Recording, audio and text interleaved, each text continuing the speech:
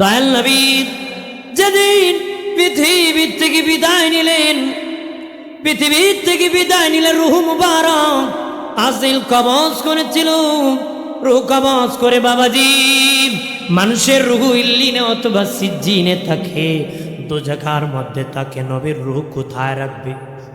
আজরাইল ধরতেছে, কোথায় রাখবি, কই রাখবি বাবা? কোন জায়গার মধ্যে রাখতে পারতেছে না, জান্নাতে ধরতেছে। আজরাইল বলে, মালিক তোমার হাবিব রহমতের নবী রূহ মুবারক কোথায় রাখবো গো আল্লাহ?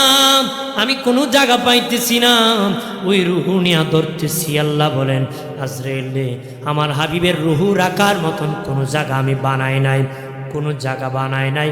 আমার হাবিবের দেহ মুবারক ছাড়া, আমার হাবিবের দেহ মুবারক ছাড়া আমি কোনো জায়গা বানাই নাই। যেখান থেকে রূহ এনেছিলাম সেখানে আবার ফেরত দিয়ে দাও। আজরাইল যেখান থেকে রূহ বের করে এনেছ সেখানের মধ্যে ফেরত দিয়ে দাও। রূহ মুবারক আবার ফেরত দেওয়া হলো। এই জন্য আমার নবী হলেন জিন্দা নবী। আমার বানের বাবাজি, ও বাবাজি, হযরত আলী রাদিয়াল্লাহু তাআলা আনহু বলেন, আল্লাহ নবী ইন্তেকাল শরীফের পরে আমি আলী নবীজির নূরানি বদন মুবারকের পাশে দাঁড়াইয়া চিন্তা করলাম, ইন্তেকালের পরে তো গোসল করানো হয়, গোসল করাতে হয়, গোসল করাতে হয়। আমি কিভাবে নবীকে গোসল করাবো, কিভাবে নবীকে গোসল করাবো? মাইয়িতকে তো ওপর কাপড় টাঙ্গায় গোসল করাতে হবে, কিভাবে? হযরত আলী বলেন, আমি চিন্তিত হলাম কিভাবে গোসল করাবো। মাইয়িতকে তো গোসল করানোর জন্য কাপড় খুলতে হয়, উপর কাপড় টাঙ্গায় গোসল করাতে হয়। হযরত আলী বলেন, আমার নবীর জবান থেকে আওয়াজ আসতো, আলী রে চিন্তা করিস না, আমার কাপড় খোলা লাগবে না। আমি নবী জীবনে কোনোদিন নাপাক হই নাই, আমার কাপড়ের উপর তুমি পানি ঢেলে দাও। আমার দয়াল নবী যেই দেশে ঘুমায়, আমার জিন্দা নবী প্রেম যদি শিখবি রে মন, প্রেম যদি শিখবি রে মন, সব ছেড়ে চল মদিনায়, আরে সব ছেড়ে চল মদিনায়। আমার দয়াল নবী যেই দেশে ঘুমায়, আমার জিন্দা। তোর দেখলে সবই পাগল হবে, দেখলে সবই পাগল হবে, কাঁদিবে বসে নিরালায়, আরে কাঁদিবে বসে নিরালায়। আমার দয়াল নবী যেই দেশে ঘুমায়, আমার জিন্দা নবী। আমার প্রাণের বাবাজি খেয়াল করেন ভালোভাবে বাবাজি, নবীজির জানাজা আমাদের মতন হয় নাই, নবীজির জানাজা আমাদের মতন হয় নাই, কারণ নবীর জানাজার ইমাম তো আল্লাহ বানায় নাই। সুবহানাল্লাহ কন্যা, নবীর জানাজার ইমাম তো আল্লাহ বানায় নাই বাবাজি। বড় একটা জামাত, যেটা বড় জামাতে যেটা তাওয়াফ করা হয়েছিল, জিয়ারত করা হয়েছিল, এটা হলো সিদ্দিক আকবরের জামাত। জানাজা মানে কি হলো? নবীর চতুর্দিকে দাঁড়াইয়া দরুদ পড়েছে আর সালাম জানাইছে। আমাদের মতন জানাজা হয় নাই বাবা, আমাদের মতন জানাজা হয় নাই। রওজা মুবারকি যখন রাখা হবে, নবীর একজন গোলাম যাইয়া একটা চাদর মুবারক বিছায়া দিছে। নবীর একজন গোলাম যাইয়া একটা চাদর মুবারক বিছিয়ে দিছি। সাহাবীরা বলে, এটা কি? কদিনের নবীর চাদর মুবারক, জান্নাতি নূরানি বদন মুবারকে চাদর লেগেছে, নবীর সাথে বড় মানায়। নবীর আকার আগে বাবা চাদর বিছায় নবীকে রেখে দিয়েছি। আল্লাহর নবী মা আয়েশার হুজরার মধ্যে নবীজির রওজা মুবারক হইছে। আর জোরে কর, দেখুন আবার আর কেউ কবর নি তুষক বিছাই নাই। হ্যাঁ, এটা আমার নবীর আলাদা শান। নবীর কি আলাদা শান। আমাদের কবরে বিছানো যাবে, আমরা স্বাভাবিকভাবে রাখতে হবে। মারহাবা কর ভাইরা আমার, খেয়াল করেন ভালো করে।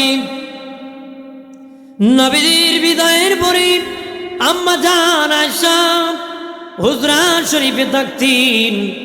বাবাজি, পৃথিবীর কোন বিবি আছে স্বামীর লাশের পাশে বসে থাকবে রে? পৃথিবীর কোন বিবি আছে রাতের বেলা স্বামীর কবর জিয়ারত করবে? আম্মা জান আয়েশা দয়াল নবীর বিদায়ের পরে প্রতিদিন রাতের বেলা নবীজির রওজা শরীফ জিয়ারত করতে। দয়াল নবীর রওজা শরীফ প্রতিদিন জিয়ারত করতেন। বোরকা নিতেন না, বোরকা ছাড়াই যেতেন। কারণ যিনি রওজা শুয়েছেন উনি ওনার স্বামী রহমতের নবী। তার বাবা আবু বকর সিদ্দিক যেদিন নবীজির পাশে শুইলেন তখনও মা আয়েশা রাতের বেলা জিয়ারত করতেন, বোরকা পরে যেতেন না। কারণ যিনি শুয়েছেন উনি হলেন ওনার বাবা আবু বকর সিদ্দিক রাদিয়াল্লাহু তাআলা আনহু। আর দয়াল নবী বলেছিলেন, আয়েশা, আবু বকর তোমার বাবার পাশে, তুমি আয়েশার রওজা মুবারক হবে।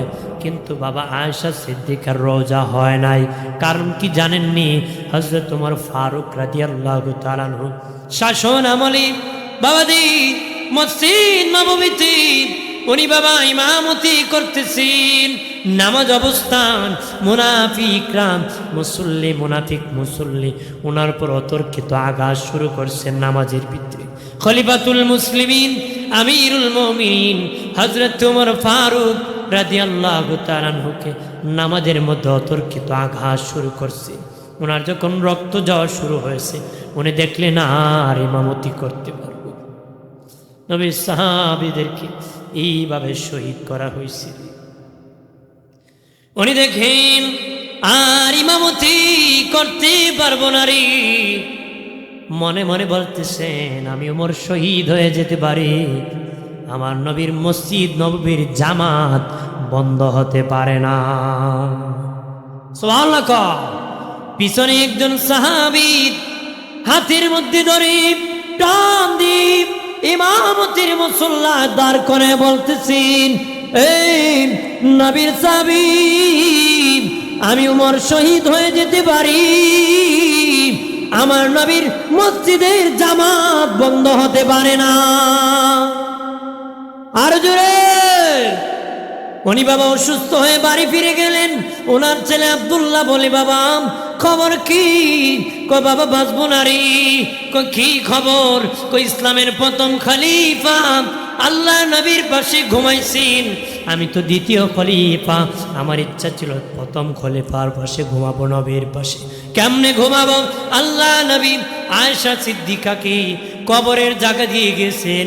যাও বাবা আব্দুল্লাহ ইবনে ওমর, আম্মা জান আয়েশার বাড়ি যাও, যাই আমি ওমরের সালাম কানি দিও আর বলি, আমার বাবার বড় ইচ্ছা, ওগো মা আয়েশা, আপনার বাবা আবু বকরের পাশে ঘুমাইতে।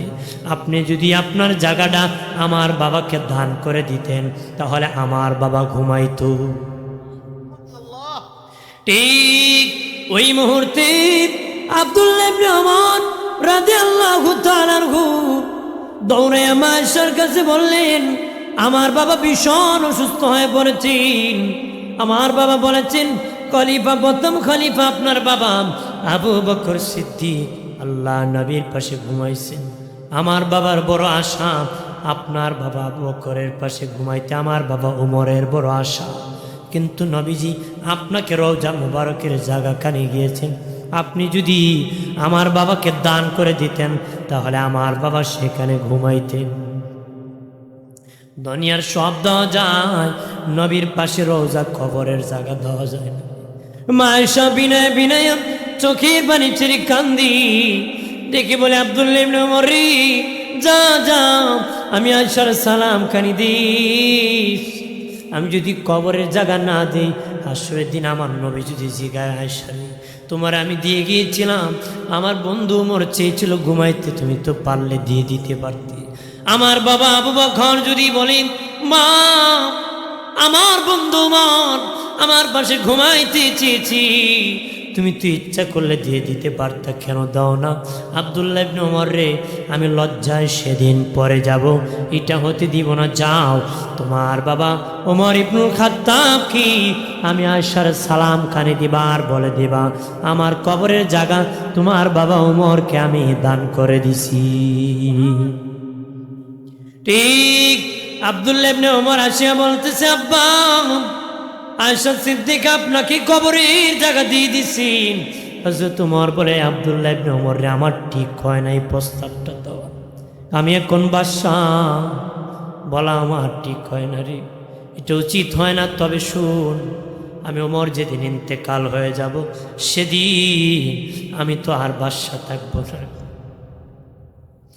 রে বাবা আব্দুল্লাহ ইবনে ওমর, সেদিন আমি খলিফাতুল মুসলিমিন থাকবো না রে, আমি তো সাধারণ মানুষ হয়ে যাব যেদিন আমি ইন্তেকাল হয়ে যাব রে। ওই দিন আবার যাই আম্মা জান আয়েশার কাছ থেকে অনুমতি তুমি আনবা। ওই দিনে যদি আম্মা জান অনুমতি দেয় তাহলে আমার শোয়াইবা, নতুবা শোয়াইবা না, জান্নাতুল বাকির মধ্যে ঘুম পাড়ায় দিবারি। সুবহানাল্লাহ। ঠিক হযরত ওমর ফারুক রাদিয়াল্লাহু তাআলা ইন্তেকালের পরে আব্দুল্লাহ ইবনে ওমর বিনা বিনা চোখের পানি ছাড়িয়ে ছাড়িয়ে মায়ের কাছে বলেছেন, আমার বাবা আবারও আপনার কাছ থেকে অনুমতি। এখন তো আমার বাবা বাদশাহ না, আপনি মন থেকে বলেন জায়গাটা দিবেন, নতুবা ফেরত দিয়ে দিতে নিয়ে নিতে পারেন, কোনো অসুবিধা নাই। মাসাকে আমি তো দিয়ে দিছি আগে, যাও যাও খনন করো কবর, তোমার বাবা ওমর ফারুককে দাফন করো। বাবাজিরা রে, ওই নবী এখনো রওজা শরীফ কাঁদতেছে রে। 63 বছর নবী উম্মতের জন্য কান্না করছে, তায়েফের ময়দানে কত আঘাত খেয়েছে। মা সে একদিন বলেছিলেন, নবীজি পিঠের মধ্যে এগুলো দাগ কেমনে গো?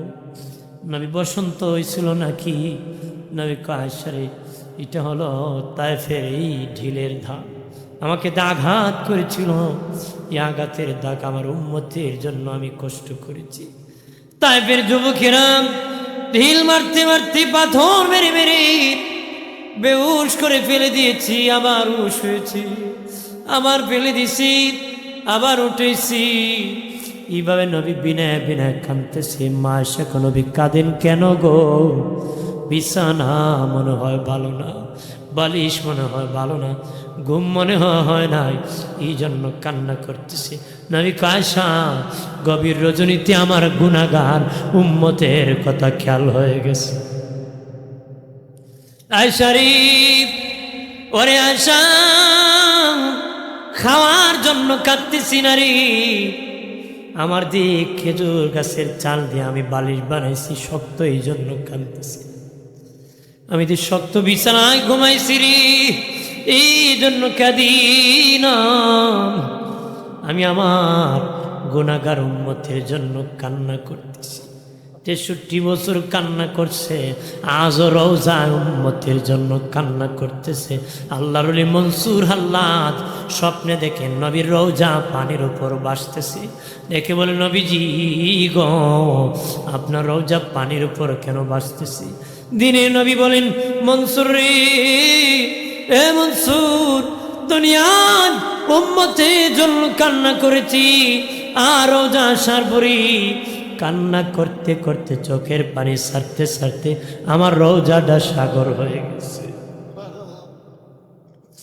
মনসুরি, আমার রওজাটা সাগর হয়ে গেছে।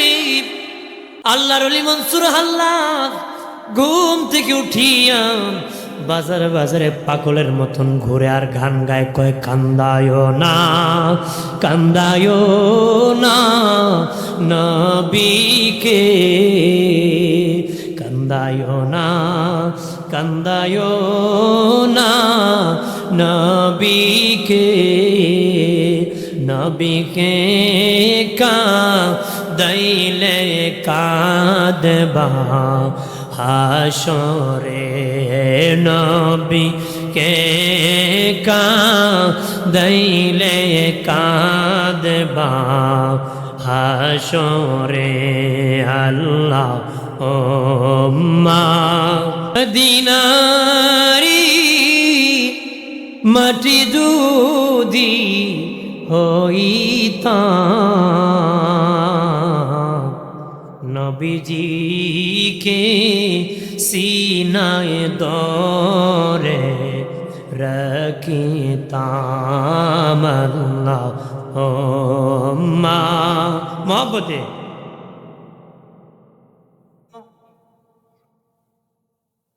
ওয়াইলা আলী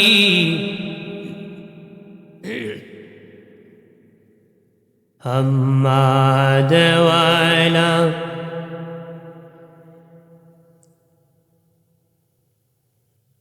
আমার প্রাণের দুস্থ বুজুর্গরা খেয়াল করেন অবাবাজি নবীদের কান্না করবি এমন কান্না নবীজি হাসরের মাঠে যেদিন নবীজির রোজা পেটে যাবে এদিকে চান না সর্বপ্রথম নবীজি রোজা মোবারক যেদিন ফেটে যাবে নবীজি দাঁড়ায় যাবেন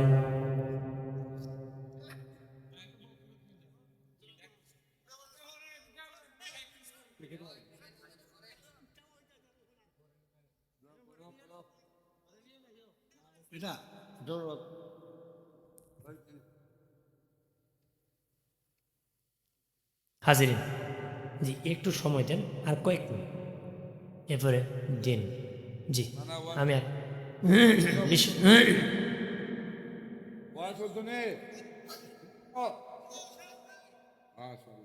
সারা রাত নেই হ্যাঁ সামনাসামনি কেউ দেখছেন না আপনার ফলাইব সারা রাত কি হইব ফলাইব ফলাইব না আমি জানি যতক্ষণ যে আগে কয় আগে ভাঙে কি হয় আগে ভাঙ আমি জানি ওদের এক মৌলানা ওয়াজ করতেছে কি চোখ মুজে মুজে ওয়াজ করতেছে তে ময়দান খালি খালি হইতেছে তে একটু পরে দেখে বেটা চোখ কুইলা ডান দিকে এক বেটা বইয়ে কাঁদতেছে বেটা কয় সবগুলো কয় এক লোক বইয়ে কাঁদতেছে কমে তুমি আল্লাহ বললি এবারে দৌড়মে রাখো আমি মাইক মেহ হ্যাঁ কি মাইক মেহ আমি জানি সবাই বাগলো বেটা তো বাগতে পারত এবার বিপদ কি কথা ঠিক কিনা ওইটাও ঠিক নেই জানি আমি ঠিক সব ঠিক ঠিক এই জন্য আমি ঠিক যৎকান ওৎকানি খুব এরপরে কেমন বাড়াই যাব আল্লাহ আকবার ক জোরে ক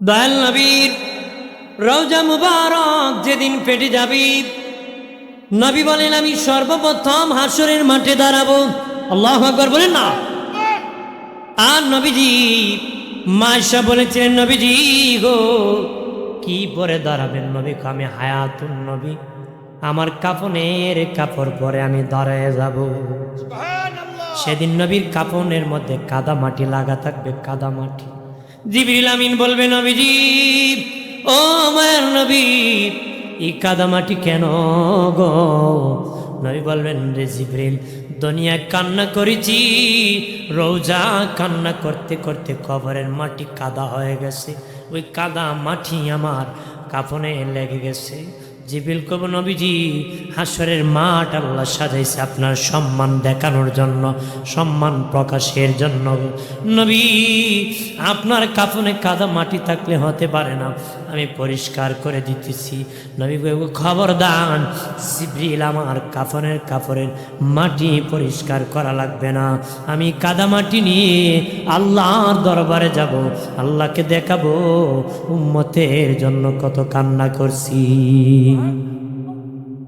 এই জন্য বলি রে নবীর উম্মত আশিকের দল ও সুন্নি জনতা মুসলিম জনতা ভালো করে শুনে নাও এলাকার মা বোনেরা চোখের পানি ছেড়ে কান্দো নবীর প্রেমে কান্না করুরি নবীর প্রেম বিতা যাবি না ওই চোখের পানি নবীর দরবার পর্যন্ত তোমারে পৌঁছায় দিবে ওই নবী তোমার জন্য এখনো কাঁদছি ময়দানে হাসরে কাঁদবিরি আল্লাহ বলেন হাবিব এমন কান্না দিবেন, দিয়েছেন পৃথিবীর কেউ এমন কান্না করে নাই।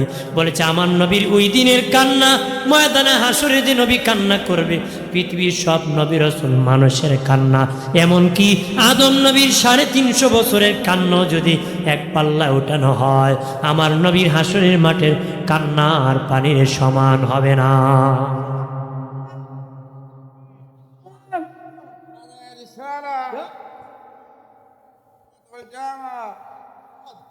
আমার বানের বাবাজি, আরে নবীগঞ্জে তানার মুসলিম জনতা, নাগার মুসলিম জনতা ভালো করে শুনে নাও, নবীর আশিক হও। সাহাবায়ে কেরাম যেমন ভাবে আশিক হয়েছেন, জান দি, মাল দি, কতক্ষণ জীবন দি, ধন দি, বাড়ি ঘর দি, মক্কার বাড়ি ঘর বিক্রি করে চলে গেছে মদিনায়, নবীর জন্য মদিনার পল্লীতে ঘর বানাইছে, নবীর পিছনে নামাজ পড়ার জন্য বিয়ে করছে, বিবিরাইকা বাসর ঘর থেকে বের হয়ে গেছে, যুদ্ধে যাবে, নবী হুকুম করছে জীবন দিয়ে দিবে। নবী বলেছি উত্তর দিকে যাও, পশ্চিম দিকে যাও, পূব দিকে যাও, দক্ষিণ দিকে যাও, বলে নাই নবী দিকে তো পাহাড় যাইমু কেমনে, ওই দিকে তো সাগর যাইমু কেমনে। নবী কইছে যাও যাও বাবা, রওনা হয়েছে, ইমানে তো মজবুত, কোনো পাহাড় আটকাইতে পারে না। বাবাজি সাগর পের হয়েছে ঘোড়ার পিঠে চড়ে, ঘোড়ার টাকনো ভিজে নাই। আরো জোরে ভাইরা আমার, বদরের বাদে উহুদের প্রান্তরে, উহুদের প্রান্তরে যুদ্ধ হয়েছিল, সাহাবায়ে কেরাম জীবন দিয়েছিল, মহিলারা বাবা নবীর জন্য পাগল করা হয়েছিল রে বাবাজি। নবীজি উহুদের মাঠে শহীদ হয়েছেন, এই মর্মে খবর হয়ে গিয়েছিল রে। একজন মহিলা, এলাকার মা বোন আপনাদের উদ্দেশ্যে বলতেছি, একটু কানটা খুলে শুনে নাও। একজন মহিলা আল্লাহ নবী শহীদ হয়ে গেছেন শুনিয়া উহুদের দিকে রওনা হয়েছে, ধরতে ধরতে যাইতেছে, একজন কমাগো দৌড়ায় লাভ নাই, একটু আগে তোমার স্বামী উহুদের মাঠে শহীদ হয়ে গেছে। মহিলাকে আমার স্বামী শহীদ হোক অসুবিধা নাই, আমার নবীর খবর কি? এই হলো প্রেম। আর আমাদের প্রেম গেল কই? আরেকটু সামনে গেছে ওই মহিলায়, আরেকজন কয় দৌড়ায় লাভ নাই, তোমার সন্তানটা কিছুক্ষণ আগে শহীদ হয়ে গেছে, কয় সন্তান শহীদ হয়ে যাক অসুবিধা নয়, আমার নবীর খবর কি? আরেকটু সামনে যাওয়ার পরে একই মহিলা আরেকজন কয় দৌড়ায় লাভ নাই, তোমার ভাই শহীদ হয়ে গেছে, কয় বলে লাভ নাই, আমার ভাই শহীদ হোক দুঃখ নাই, আমার নবীর খবর কি? আরেকটু সামনে গেছে আরেকজনকে দৌড়ায় লাভ নাই, তোমার বাবা শহীদ হয়ে গেছে, কয় আমার বাবা শহীদ হয়ে যাক দুঃখ নাই, আমার নবী বেঁচে আছে, এটা আমি জানতে চাই। ওদের বান্তনি হযরত কাতাদা রাদিয়াল্লাহু তাআলা আনহু যুদ্ধ করতে করতে একটা কাফের একটা তীর মেরে বাবা ওনার চোখটা খুলে পড়ে গেছে, খুলে চোখটা পড়ে গেছে না ঝুলে গেছে, কোপটা ধান চোখটা ঝুলে গেছে বাবাজি, জ্বলন্ত চোখ। উনি যুদ্ধ করতে বড় কষ্ট করতেছে, জিহাদের মাঠ ছাড়তেছে না, যুদ্ধ করতেছে। হযরত কাতাদা রাদিয়াল্লাহু তাআলা আনহু জিহাদের মাঠে যুদ্ধ করতেছি, আর বাবা চোখ ঝুলে আছি, জ্বলন্ত চোখ নিয়ে জিহাদ করতে বড় তার কষ্ট হইতেছে। এমনি নিজের হাত দিয়ে চোখটা টান দিয়ে ছিঁড়ে পকেটে ভরে ফেলছে, পকেটে ঢুকে এসে যে চোখ ঝুলে গেছে, এটা দিয়ে আমার যুদ্ধ করতে বড় কষ্ট হইতেছে, পকেটে ঢুকাই দিছে। কিছুক্ষণ পর রক্ত যেতে যেতে ব্যথা যন্ত্রণা সহ্য করতে পারতেছে না, সাহাবী ব্যাগ করতেছে, পিছন দিক থেকে ব্যাগ করতেছে, বাকি সাহাবীরা সামনে যাইতেছে। যুদ্ধের মাঠ ওই চোখের যন্ত্রণায় ছেড়ে দিয়েছে। নবীর কাছে এসে হাজির হয়ে গেছি। নবীজি বললেন বাবা সবাই জিহাদের মাঠে এগিয়ে যাচ্ছে, তুমি কেন পিছনের দিকে এসে যাচ্ছ রে? সাহাবী কই ইয়া রাসূলুল্লাহ, চোখের যন্ত্রণা আমি সহ্য করতে পারছি। নবীজি আমি চোখের যন্ত্রণা সহ্য করতে পারতেছি, এই জন্য যুদ্ধের মাঠ ছেড়ে দিতেছি। নবী বলেন বাবা রে, হে বাবা তুমি কি চক্ষু চাও না আল্লাহর জান্নাত চাও? আল্লাহু আকবার বলেন না। সাহাবী ডেকে বলে, নবীজি, ও মায়ের নবী, আমি জান্নাত চাই না, আমার চক্ষুখানে আমি চাই, আমি জান্নাত চাই না, আমি আমার চক্ষু চাই। নবী কো, সাহাবী, সবাই জান্নাত চায় দুনিয়ার মানুষ, আর তুমি বুঝি চক্ষু চাও? হযরত কাতাদা রাদিয়াল্লাহু তাআলা, নবী, জান্নাত তো সস্তা না, জান্নাত আল্লাহ খুশি হইয়া দান করে গো নবী। আমাকে যদি চক্ষুটা ভালো হইতো, জিহাদের মাঠে আরো যুদ্ধ করতাম, আল্লাহ খুশি হইয়া এমনি আমারে জান্নাত দিব। আর জোরে এমনি নবীজি বললেন, চক্ষুটা কই? এ সাহাবী, তোমার চক্ষু খোঁজ। বলে, ইয়া রাসূলুল্লাহ, নেন, এই দেখেন আমার এই চক্ষু। নবী হাতে নিয়ে সাহাবীর চোখের জায়গা চোখটা বসে দিলেন। বাবাজি, বসাইতে দেরি আল্লাহু আকবার বলে ওই সাহাবী জিহাদের মাঠে দৌড়াইতে দেরি করেন। সাহাবীরা বলে, রে তোর না চোখের ব্যথা পিছপা হয়ে গিয়েছিল রে? কই দেখ, নবী তুতু লাগাইয়া আমার চোখটা লাগাই দিছে, আমার বাম চোখেতে ডান চোখের পাওয়ার বেড়ে গেছে। জিহাদের মাঠে যুদ্ধের মধ্যে গিয়েছে, সবাই খবর পেয়ে গেছে নবী উহুদের মাঠে শহীদ হয়ে গেছেন। কান্নার রুল বসে গেছে, মদিনায় খবর হয়ে গেছে, মানুষ বাবা দৌড়াইতেছে, মহিলা দৌড়াইতেছি। আর বাবা সারা উহুদের মাঠে সাহাবীরা চিৎকার করে কান্না করতেছি, নবী কই? হযরত আলীও কান্দে আর দৌড়ে। বাবাজি, আল্লাহ নবী গুহার ভিতর ঢুকে পড়েছিলেন, নবীজির দুটো দাঁত উহুদের মাঠে পরে ভেঙে পড়ে গিয়েছে। দিনে নবীর উহুদের মাঠে নবীজির দুটা দাঁত মুবারক ভেঙে পড়ে গিয়েছে। লোহার কপাট, এটি আমার শেষ আলোচনা। লোহার কপাট বাবা মাফতা ছিদ্রি করে ভিতরে ঢুকে গিয়েছে। নবীজি একটা গুহার ভিতর বসে আছি, হযরত আলী দৌড়তেছি। একজন সাহাবী দৌড়ায়, আলী রে আলী, দৌড়াও কেন? নবী কই? বাঁচিয়া লাভ কি? নবী যদি না বেঁচে থাকে? দুই হাত বাড়াইয়া হযরত আলী আল্লাহর কাছে পাল্লা, আমরা যদি পাপ করি, আমরা করেছি, তবে তুমি গুসা করিয়া ঈসা নবীর মতন তোমার বন্ধুরে আসমানে উঠে নিও না।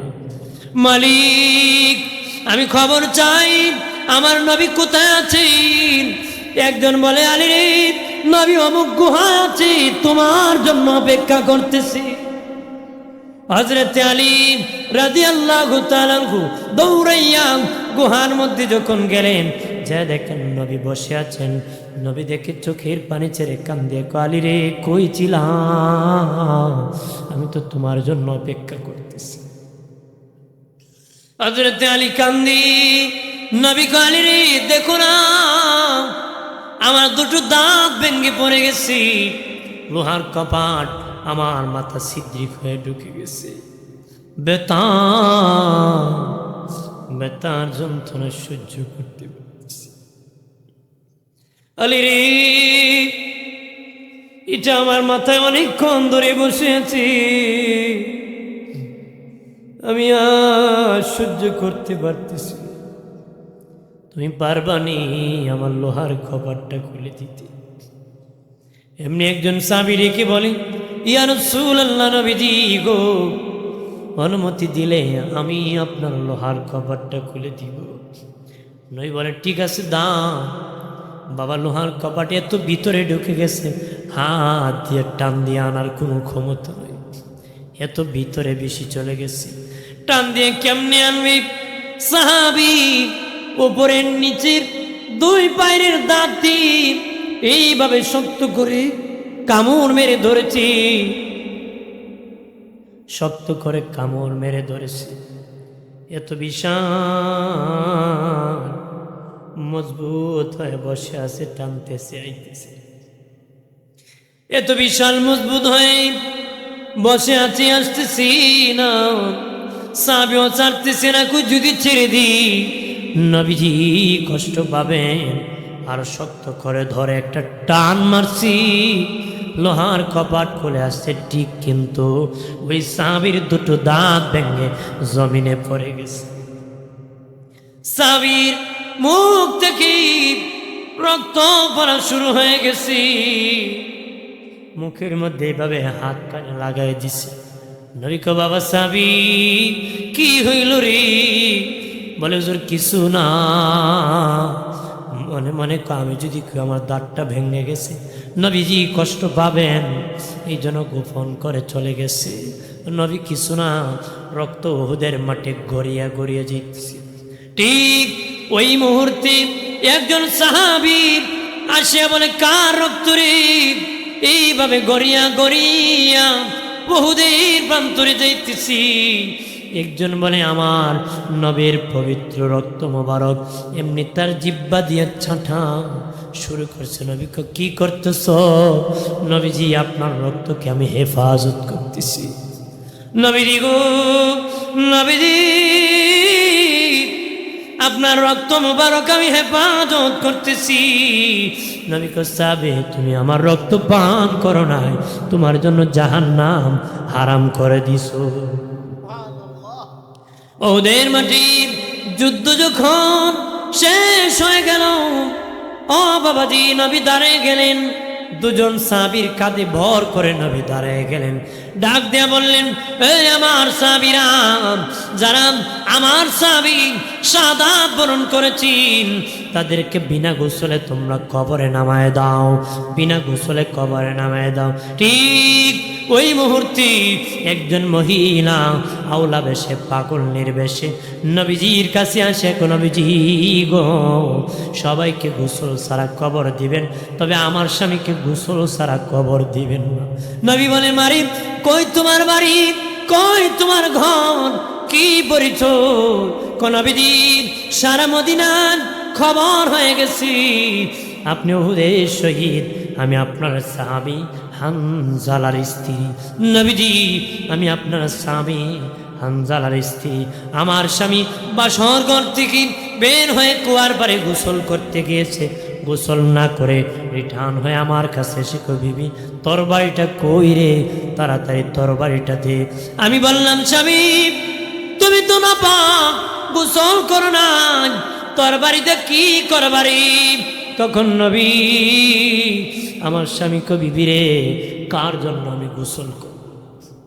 বিবি রে, কার জন্য গোসল করব? কার জন্য আমি বেঁচে থাকবো রে?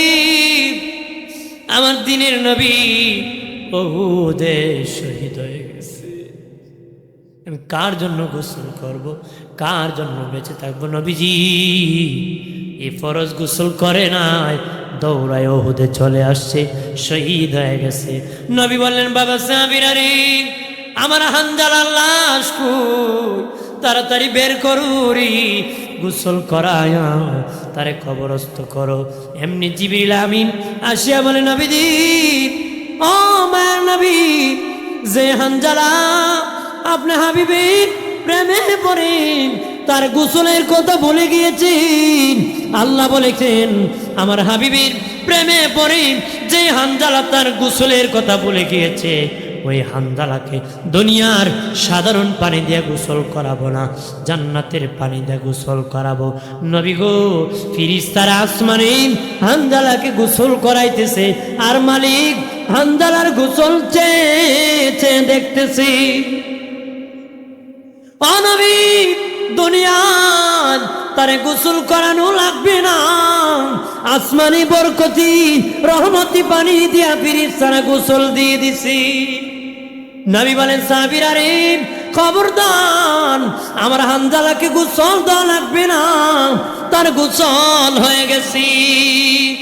একজন সাহাবী বলেন, তার গোসল দেখার জন্য দৌড়ায় গেলাম, যে দেখি তার চুলের আগা বেয়ে বেয়ে, দাড়ির আগা বেয়ে বেয়ে, কানের আগা বেয়ে বেয়ে পানি পড়তেছে, যেন শুধুমাত্র কিছুক্ষণ আগে কে জানি গোসল করাইছে, পানি থেকে মেশকের ঘ্রাণ বের হইতেছে। আর নবী বললেন, বাবারে রে, এ বাবা সাহাবীরা, সব সাহাবীদের কি উহুদ প্রান্তরে দাফন করেছি, তবে আমার চাচা আমির হামজাকে আমি জান্নাতুল বাকিতে দাফন করব। আমার চাচা আমির হামজাকে আমি জান্নাতুল বাকিতে দাফন করব রে। লও আমার চাচার লাশ তোমরা কাঁধে উঠাও। আমির হামজা রাদিয়াল্লাহু তাআলা লাশখানি যখন কাঁধে উঠাইছে, নবী কো থামো, এ বাবা সাবিরা থামো রে, উহুদ পাহাড় চায় আমার চাচা যেন উহুদের পাশে ঘুমায় থাকে। তাকায় দেখোস না আমার চাচার লাশ যেদিকে যায়, উহুদ পাহাড়ও আমার চাচার লাশের পিছে যাওয়া শুরু করছে। এ সাবিরা, উহুদ পাহাড় আমার চাচার লাশের দিকে যাওয়া শুরু করছে রে। উহুদ পাহাড় চায় আমার চাচা যেন তার পাশে ঘুমায় থাকে। আর জোরে, এই জন্য নবী বলে সাবি, উহুদ আমারে ভালোবাসে, আমি উহুদকে ভালোবাসি। উহুদ পাহাড় নবীকে ভালোবাসার কারণে নবীর সাথে উহুদ পাহাড় জান্নাতে যাবে। আমার আল্লাহর নবী সরওয়ারি, আমার মায়ার নবী কান্ডারি, দয়া করো আমি দয়ার ভিখারি, মায়া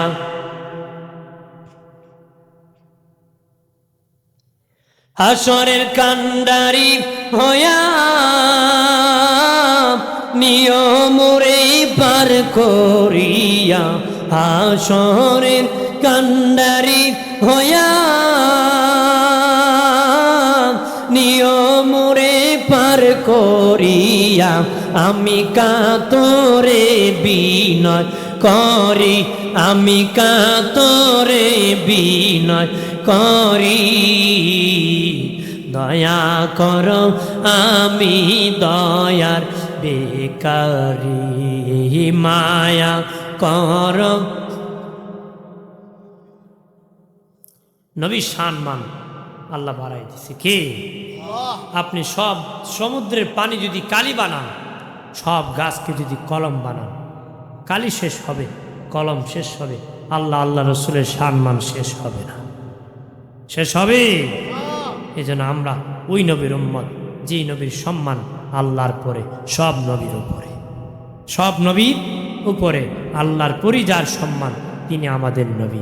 আসেন সেই নবীর ভালোবাসা দ্বারা সালাম জানাই, ইয়া নবী।